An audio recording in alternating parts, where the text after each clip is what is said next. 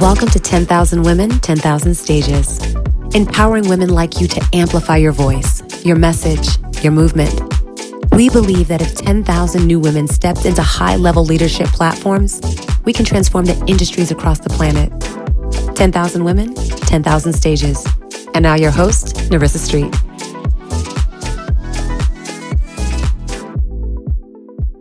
Welcome again to 10,000 Women, 10,000 Stages. I am your very happy facilitator, Narissa Street. Very excited to have an amazing guest with us. Her wisdom is absolutely necessary in the times that we are living in.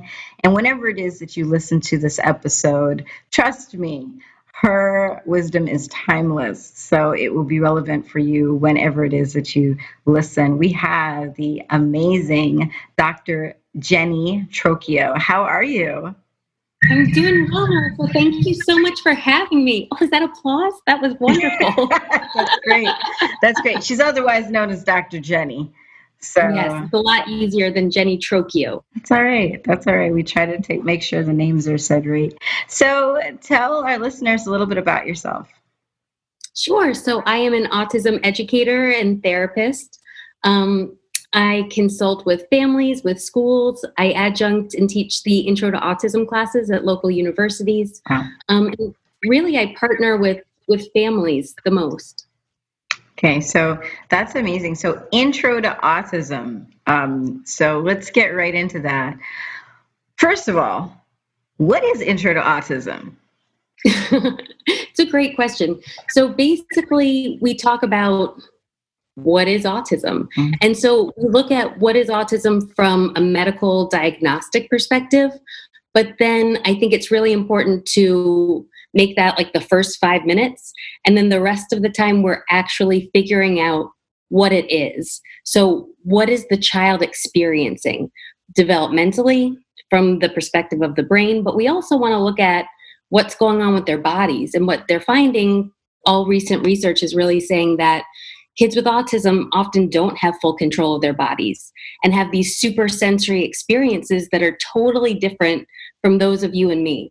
So a lot of the time, we're actually looking at videos that are provided by individuals on the spectrum who can share what their experience is like. So we sort of go down this fun rabbit hole adventure of putting ourselves in other people's shoes and understanding what it's like to be thinking and experiencing the world in a totally different way. And I think that once you get that experience of experiencing it for yourself, that's when you can really start to help a child and help a family. That's amazing, because I think so a lot of people don't understand what it means to be on the spectrum. And I think when you, just out of the advertising and things like that you see, you only think of it as an inner mental situation, right? But to think that it's also affecting how that person experiences their body, is really interesting to know. And I think knowing those kinds of things, I think maybe an Intro to Autism class should be like widespread. Knowing those kinds of things would help people have a sense of compassion for the person who's in front of them. So how did you get into this line of work? So I always knew I wanted to work with kids who had special needs.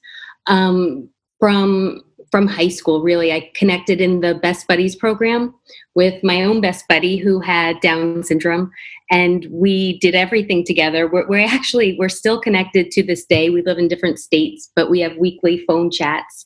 So I always knew I wanted to go the special education route. And after graduating college, I started teaching in my immediate county public schools. And I was teaching kids in inclusion classrooms and resource rooms. And honestly, the kids with autism were just fascinating to me. In college, and granted, this sort of ages me a bit, but autism wasn't really talked about back then. And this is early 2000s. I'm sorry. Well, yeah, actually early 2000s. And people really didn't know what it was. So it was mentioned, but it wasn't really gone into depth. But when I was teaching in the public schools, what I saw was just incredible. And I wanted to know so much more. So as an example, I had one kiddo who one day, and I always tell the story because he's the one who really sort of captured me into the world of autism. But one day we were in class, and he starts jumping up and down and flapping his arms, and he says, channel 7, channel 7, channel 7. And, I was a first year teacher, so I just said, sit down, it's time, learning time. And then a few minutes after that, I heard a helicopter. And a few minutes after that, I saw one go by, and it was channel 7. And I remember thinking, wait, what just happened here? I know, right? And then a few minutes after that, he jumps up and down flapping again, channel 10, channel 10. And I thought, nuh-uh. A few minutes after that, I heard it, and then I saw it. Wow. So this child, I know, right? That was exactly my reaction. So he could not only hear a helicopter before I could, but he could identify what channel it was based on what he heard. Engine, what he heard. That's phenomenal. And so it was so, oh my gosh. So it's like this super sensory kind of almost superpower. That's exactly the way I see it. It really is a superpower, and it's totally different from every child. What you and I can do. Yeah. I had another student who was very limited verbal. Having a conversation was difficult for him, but one day I gave him a piece of paper, and we just had free draw time. And he drew his entire route to school, including every single landmark, every street sign, everything. And I was just so fascinated. And I thought, I need to help these kids, but first I need to understand what's going on. So I just went on a really deep dive into, I started taking classes. I signed up for a master's program, which turned into a doctoral program. And I just started reading every book, watching every documentary, just to understand what was going on, because I was so hooked in. I mean, it was just so fascinating to me. I think people, one of the things I want to make sure the audience connects to with that is, you said it was this one child who just hooked you. And I think there are a lot of us who have this thing that has its hooks in us, and we ignore it. We're like, well, it's just, it's not something I should be really thinking about. It's just this strange kind of, fascination I have. But it's the things that you're fascinated by that really open up a whole brilliant world for you. So, pay attention to those things that kind of get their hooks into you, no matter what they are. So that's amazing. So you really are, I guess what I would call like a superhero translator kind of thing. So, ooh, I love that title. I want to add that to a business card. Sure. I mean, like if they have these wild senses, and I'm somebody who has I'm sensitive in certain things, so I can get the extra sensitivity. But I can imagine if you do have certain senses turned all the way up, that if you then don't have like the ability to process, especially if you're hearing the helicopter before anybody else hears it, what else are you hearing? Well, that's such a great point. And let me tell you, that is one of my biggest regrets from my first couple years teaching. As I learned more, is I would think about that boy with the helicopters and just think back with almost shame of, did I ever sit him next to a child who was screaming? Or did I have him right next to the clock that was like, dun, dun, dun, dun, in his mind every time the second hand flew by? So I really started thinking about both the gifts and the challenges that these super sensory abilities come with, because obviously in a fire drill, who knows if he had a meltdown and I just sort of tried to, here we go, this is what we do. That doesn't help anyone if you're in that shutdown sort of mode. So that's one of the pieces that I've really become sensitive to, is when there's gifts, there's often also challenges. So it's how can we support kids through the challenges and really embrace the gifts so that they can share it with us. And I think, having somebody who, and this is the other thing about, the regret that you have. I think that is something almost not to regret, because if you are a compassionate person, the thought that, oh gosh, I missed something with this child is then, of course, also opening doors for the other children after them. And I think a lot of us, when we first step into the thing that we're passionate about, we think about all this, missed opportunities, or I made a mistake here, I made a mistake there. But everything is fodder for the fire, right? Everything is useful. So it's great that you're then able to now take that opened mind and then apply it to these great superheroes that you now get to help. So I would love to know this question, because I haven't, and I'm glad I get to ask an expert the answer to this. Why spectrum? Why is that the word? And help me with, why do we use the term spectrum? So it's a really interesting question, and the answer has sort of evolved over time, where initially it was thought to be a spectrum that included autism, it included PDD-NOS, it included Brett's... What? PDD is something. What? Help us. Okay, so it included an array of different developmental disorders. Sure. I think that might be an easier way to say it. And including autism spectrum and also including Asperger's. So it included a wide range of abilities. But then in the new diagnostic manual, they took out half of those disorders. So they took away Asperger's from any sort of labeling capacity, which I also want to just mention really upset a lot of people who were diagnosed with Asperger's, because they said, well, wait, but that's been my identity. I don't have autism. Wow. I'm an Aspie. And all of a sudden it was just sort of ripped from them. That's interesting. And it is super interesting, isn't it? So okay, we'll get back to that. I'll talk about identity and that in a second, but continue. I want you to continue. Sure. So things have evolved, and now there's more of an understanding, acceptance of the spectrum. Some people think of it as a gradient, where it's like you're either low functioning or you're high functioning. But that is absolutely not the case. And the more I talk to individuals who are actually autistic, they're telling us it's not low functioning or high functioning. You can be high functioning but have so many difficulties. So really sort of the newest way to conceptualize the spectrum is we all have all of these abilities, right? So we have speech, we have motor planning, we have problem solving skills, we have our sensory processing. So we have all of these abilities, and each of those areas you can either have a lot of strengths or a lot of difficulties, but in all of those areas.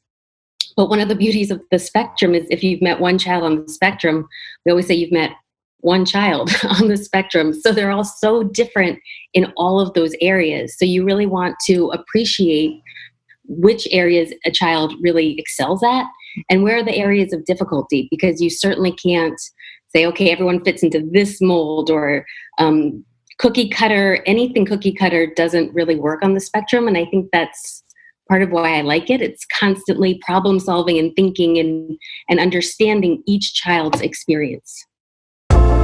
Hey, this is a great episode, right? Want to carry the insight from our show wherever you go?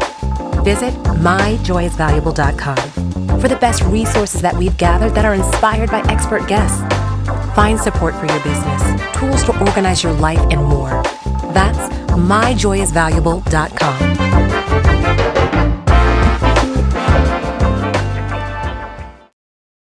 Well, I think that's beautiful, as somebody who works in education, that you have that mindset of, I've met one child, I haven't met a representative.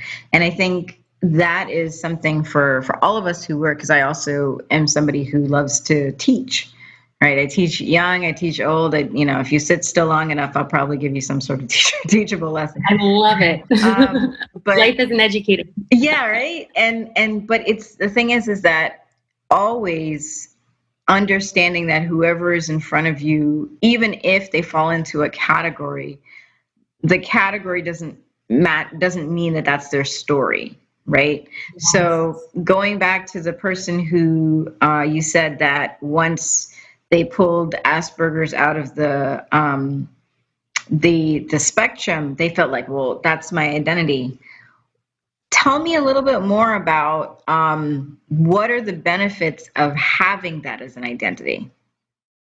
So I think there's lots of layers there, but I think it sort of starts with parents, and when they go to get a diagnosis, the feeling they get of saying my child has autism, which used to also be paired with, oh, so they may never be able to live independently, and it used to come with all of these very um, negative prospects for the future. And I do want to note, we can go back to this, but that's absolutely not true. But that's what the majority of doctors were telling parents. Wow. Meanwhile, isn't that incredible? It's just terrible. But if your child was diagnosed with Asperger's, then it was sort of a different story. Then pediatricians, neurologists were telling the parents, well, your child is very high functioning and therefore has lots of possibilities and prospects to find that special interest area and to really go down it. And I think starting with that, if that's the message the parents get, and they also then pass it on to their child, where it becomes part of their identity, where they say, I don't have autism, like that's them, like that's someone else. I, have possibilities and I'm a genius in certain areas. And so I think it was kind of loaded, but a lot of people really identified as being an Aspie and they were so proud of it.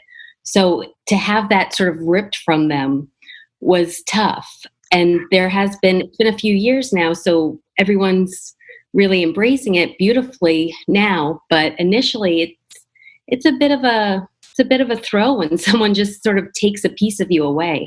That's interesting because I think, and I think that the world right now is in this place where identity and category is a thing that now is becoming divisive, and I think it's interesting that that people would move towards that and say, this is an identity that I could hold on to. And what I feel like, where I feel we're starting to evolve to is, as you said, you've met a person. And then whatever that person comes with, you just have to see each person individually as whatever's in front of them. So interesting that that even in that world, that there's a divisiveness, that even in the world where there is a concern about developmental concerns or whatever's going on, that there would still be some sort of divisiveness and not we're all here to help the child, or we're all, but I guess people not. Yeah, exactly. And believe it or not, there's a lot of that in the autism community. And another example of it includes even how you refer to a child. So if you say, oh, this is a child with autism, and for most people in the education field, you're taught to do that. It's person first language. First you're a person, and then you have autism. Okay. But the autism community really has been fighting back against that recently. And they're saying, look, I'm not a person with autism, I'm autistic, and that's who I am. So that's been one of the new ways that they're really embracing the identity and saying, you can't separate me from my autism. We are one and the same. This is who I am. Interesting. So that's really interesting. So person with autism versus autistic person. And then what I've also heard is on the other side of things, or maybe in a different format, I've heard a person with a disability, not disabled. Like people are like, I'm not a disabled person. So you're saying opposite, I'm autistic. And then, so really, really interesting. And what I find, I think is amazing is that you get to help people determine what that means for them. What's their identity? So what are you most passionate about right now about the work you're doing? Like what is lighting your fire right this moment? Oh, goodness. So right now I'm actually working on developing a new course for Barry University. And it's all about behaviors. And so that is sort of an area that I've been going in a deep dive recently. And behaviors, it's another sort of divisive area, I guess, because there are two sorts of schools of thought. And there's the primary school of thought is that, when you see a behavior, if it's not really acceptable for what you have to change that behavior. You have to get rid of a negative behavior right away.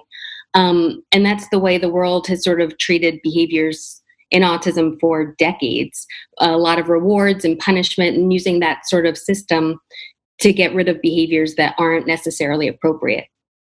But I get to share it from a developmental perspective where we're looking at the whole child and really looking at sort of what's underneath the iceberg of, okay, so a child's doing this. Why are they doing this? And really figuring out what's happening with them. Right. And that's only when we understand can we even begin to try to help. Because, you can go in with a bag of tricks, but if you're not nailing what's going on, you could do a lot more harm than good. And going back to your student from the very beginning, if all you did when he started flapping his arms, if you're like, sit down, be quiet, this is not appropriate right now, and you weren't in a position where you just like, let me hear what's going on, then you're like, oh, he's being triggered by a noise, and then because putting the Band-Aid on the behavior, which is like, I need you to follow my direction, versus compliance versus self-awareness. I hear a noise, I want to respond. Let me tell my teacher, hi, there's things going on. I want to tell you, I'm excited. There's, So, and what's going on? Why are there helicopters flying over school? Communication versus compliance. So I think that's amazing that you get to help shift and change some paradigms from where you are, and that's one of the reasons I wanted to have you on the show, because I think people understand like the place that you are, the industry that you're in. Is still nascent and is still developing. And the fact that you have the confidence, and really the drive and just the heart to stand for these students who don't have the ability to communicate for themselves right where you are, so let's dig in. And so what gives you the motivation to continue, because you're doing work that hasn't been done? What gives you the motivation to continue when you come up against people who think what you're doing is not right? Well, actually, I get that a lot. It is a bit of an underdog philosophy. Sure. And sort of, when you're changing paradigms, like you said, I think that's a beautiful way to say it. People don't want to change. We're all humans of routine, and if something makes sense, why shift it? But every time I work with a child, and I mean literally every time I work with a child, I just see these gifts and I see the potential over the challenges, over these individual little behaviors. Sure. And honestly, that gives me the motivation to really push forward. And when I talk to the parents and hear their experiences when the child's with me versus maybe when the child's at school, and how behaviors are being dealt with at school. Mm-hmm. And I just think, I want to get on primetime TV and see how we can get this information out there fast enough and in a way that people will care and will listen. So I'm trying to slowly but surely make some strides and change it for the kids and for their families who have so much potential, but they keep getting told that they don't. And that breaks my heart. Yeah. And I would say that, continue doing what you're doing, because I believe that one of the places that we shift things is in schools, and I think the more knowledge people know, the more then they can filter it into like school boards and things like that. But, a lot of people don't really get that. A lot of times in the schools, they're working on information that was approved several years ago, and the change, that has to go through like the machine that the machine. It's a federal conversation, then it becomes a state conversation, then it becomes a county conversation. And there's still definitely places across, at least where we're broadcasting in the United States, but even state by state, doesn't matter if a federal mandate is made, a state can choose that this is not the education they're going to push forward to their students. So, keep doing what you're doing. And, we really appreciate that you are a voice for the students who are not yet, and we'll use the word yet, not yet able to speak for themselves. Absolutely. Yeah. And thank you for saying that. That's so sweet. And when you're talking about the public school system, I really sort of connected with that too. And I remember when I was teaching in public schools, it was a mandated scripted curriculum where you have to be teaching this book, this page on this day. And I would be looking at my students. I remember once I was with a third grade class and they knew their letters, but they couldn't read words. But that didn't match up with the instruction where they were all supposed to independently read for 30 minutes. And I was like, but this doesn't make sense, but they can't do it independently. So it's funny, I started trying to, I sort of shut my door and closed the curtains and really worked on, how can we work on these kids learning to read, even though it's not what was mandated. But you get in a lot of trouble doing that in the public school system. I'll tell you, as someone who is there, it depends. Yes, 100%. Who's above? It depends because, they're really, and I'm sorry that you had that experience. Really depends on there are administrators who understand, as we said in the very beginning, I have one person in front of me, and then I have maybe 30 individuals in front of me. And so, a lot of really great administrators are there who get that, you got them to the end. Everybody got there safe. They learned something. I got you. Exactly. And those are the administrators that change the world. They're there. Okay, we got them. Okay, everybody loves each other. Okay. Oh, they're smiling when they come to your class. All right, I'm good. This is good. This is what we need. We just need them. We need them in here. We need them getting something, and they're growing. I see them. They're straightening themselves up. So you have, and I'm sorry that was your experience, but yeah, it depends. There are some really great administrators out there who see you.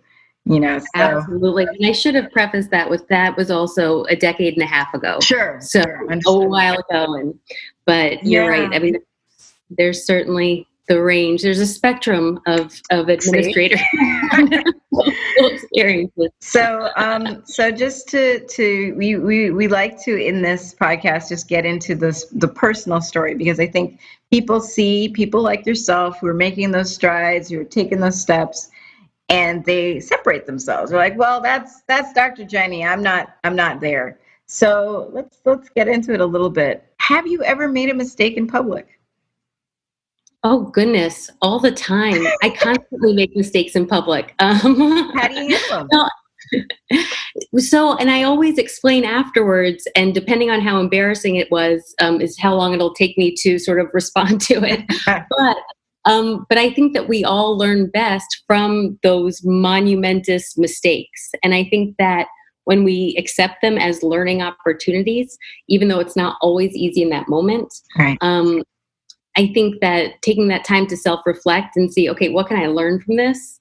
Which sort of piggybacks on what you were saying earlier. I think that that's really the most powerful experience that there is. Yeah. So thank you so much for the time that you gave us today. Is there anything that you wanted to leave us with? And of course, where can we find you? Okay. Final words to leave you with. I think especially considering, we're talking right now during times of COVID, mm-hmm. where things are different for everybody. And I think first and foremost is finding opportunities for kids to have fun and meaningful experiences with others. Right. I think that is sort of at the core of every learning, developmental human experience, is finding those moments to connect and to find the joy and to have the fun. And everything grows from that. And I know that it's hard right now. I've heard a lot of crazy stories when it comes to COVID and children. But we can always find the time, if it's 5 minutes here, 10 minutes there, whatever it is, prioritizing that and everyone's mental health and emotional well-being during this time, where first and foremost, we always have to feel safe. And are we making sure that every child feels safe right now as just sort of a foundation? So sorry, I know that that's COVID. No, that's fine. I mean, I think that's going to be relevant anytime someone hears this. So yeah. So what? So where can we find you? So my website is drjennie.co, spelled DRJENNIE.co. I'm also on Facebook at drjennie.co.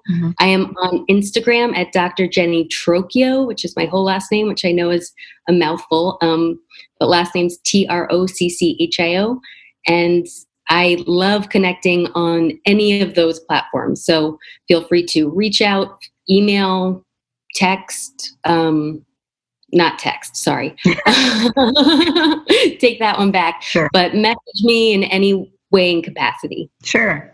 So I really appreciate your time. We'll make sure that when we post this, that all of that contact information is close to the episode.